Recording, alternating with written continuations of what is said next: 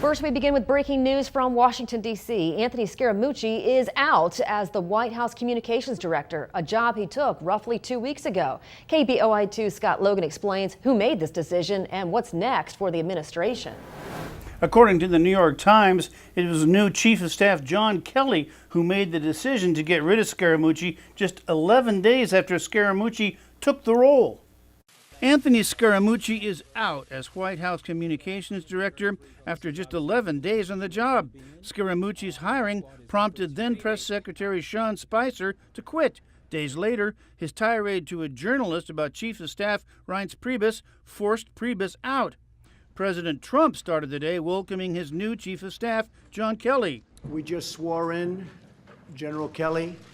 He will do a spectacular job, I have no doubt, as Chief of Staff. Kelly, a retired Marine Corps general, is tasked with bringing order and discipline to the West Wing. This just looks like John Kelly's coming in as Chief of Staff on day one and trying to set up a staff that works for him. Kelly previously served as Homeland Security Secretary and joined other members of the cabinet for a meeting with the president today. Overall, I think we're doing incredibly well. The economy is doing incredibly well.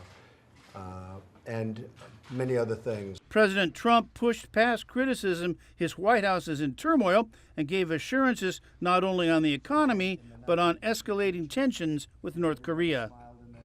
The White House said in a statement that Scaramucci felt it was best to give the new Chief of Staff a clean slate and the ability to build his own team. Live in the Satellite Center, Scott Logan, KBOI2 News. Let's recap all of these changes. 11 days ago, Scaramucci took over the communications role, forcing out former Press Secretary Sean Spicer. And then last Friday, White House Chief of Staff Reince Priebus resigned after reports that he and Scaramucci did not get along.